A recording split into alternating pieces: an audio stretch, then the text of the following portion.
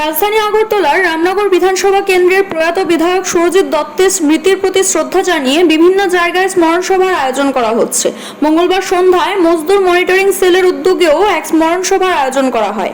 রাজধানীর পার্শ্ববর্তী জয়পুর এলাকায় আয়োজিত এই স্মরণ সভায় উপস্থিত ছিলেন কেন্দ্রীয় মন্ত্রী প্রতিমা ভৌমিক, মজদুর মনিটরিং সেলের রাজ্য সভাপতি বিপ্লব কর এবং মজদুর মনিটরিং সেলের রাজ্য সম্পাদক ইমাম হোসেন সহ অন্যান্যরা। স্মরণ সভায় বক্তব্য রাখতে গিয়ে কেন্দ্রীয় মন্ত্রী প্রতিমা ভৌমিক বলেন, বিশাল মনের অধিকারী ছিলেন প্রয়াত বিধায়ক সুরজিৎ দত্ত।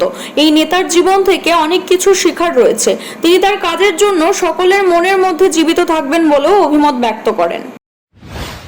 ভাবতে এবং ওনার থেকে আমার এটা শিক্ষা, যে এত বড় একটা শিক্ষা, যেটা ধর্মীয় গুরু যারা রয়েছে, আমরা যারাকে গুরু হিসাবে শ্রদ্ধা করি, মানি, যাদেরকে কথাকে আমরা পাথেয় করে চলি, ওনার এই বক্তব্যটা এটা আমার জীবনের একটা গুরু বাক্যের মতো। দুর্গাচমনিতে মিটিং হচ্ছে, উনি মাইকে দাঁড়িয়ে তো উনি ভাষণ দেন না, বসে বসে বলছেন, প্রতিমা ভৌমিক আমার ছোটো বোন, আমি কিছুদিন আগে কয়েকটা মানুষের কথা শুনে আমি ওকে ভুল বুঝেছিলাম, কিন্তু সেটা আমার ভুল ছিল। দেখুন, একটা মানুষ, একটা বিধায়ক এত বছরের, আমি ওনার ছোটো বোনের থেকেও ছোটো হব বয়সে, ওনার কত লম্বা রাজনৈতিক ইতিহাস। যখন বিধায়ক হয়েছেন তার আগে থেকে লড়াই করছেন সিপিএমের সঙ্গে, রক্তচক্ষুকে উপেক্ষা করে প্রতি ইঞ্চিতে ইঞ্চিতে মানুষের জন্য, মানুষকে অধিকার দেওয়ার জন্য উনি প্রাণ চেষ্টা করেছেন। সেই ব্যক্তিটার কাছে আমরা একবার শিশু, সেই ব্যক্তিটা পুরো একটা বাজারের মধ্যে দাঁড়িয়ে একটা মঞ্চের মধ্যে মাইকের মাধ্যমে আমাকে বলছে আমি ভুল করেছিলাম, যেটা ওইটাতে বোঝা যায় সুনুদা কত বড় মানবের অধিকারী, যেটা বলা অসম্ভব একটা কাজ সেদিন উনি করেছেন। সেই সময়ে এই মঞ্চে আমার চোখে জল এসেছিল। আমি বিপ্লবদাকে সাথে সাথে ফোন করে বলেছি যে অনেকে আমাকে ভুল বুঝেছিল, যে সুনুদা এই কথা বলেছে তো প্রতিমা ভৌমিক এই কাজটা করেছে, কিন্তু আজকে সুনুদা নিজে স্বীকার করেছেন, মানুষ আমাকে প্রতিমা ভৌমিকের বিরুদ্ধে কথা বলার জন্য আমাকে কয়েকটা লোক প্ররোচনা দিয়েছিল।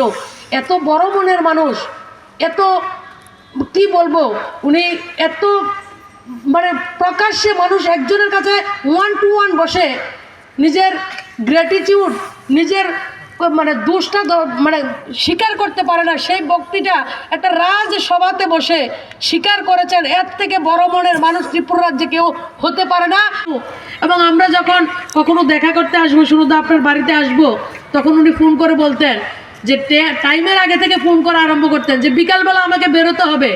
ওনার একটা সিস্টেমে ছিল 4টার পর থেকে গাড়িটা নিয়ে বেরিয়ে মানুষের সঙ্গে সম্পর্ক রাখা।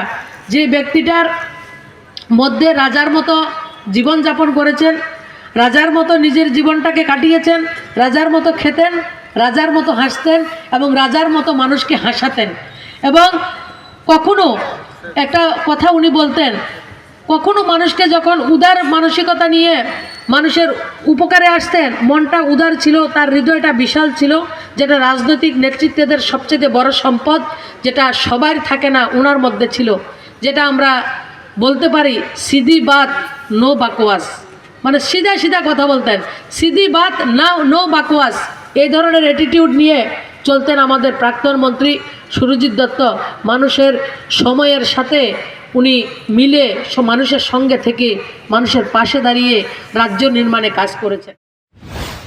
Siri TV, channel for news and entertainment.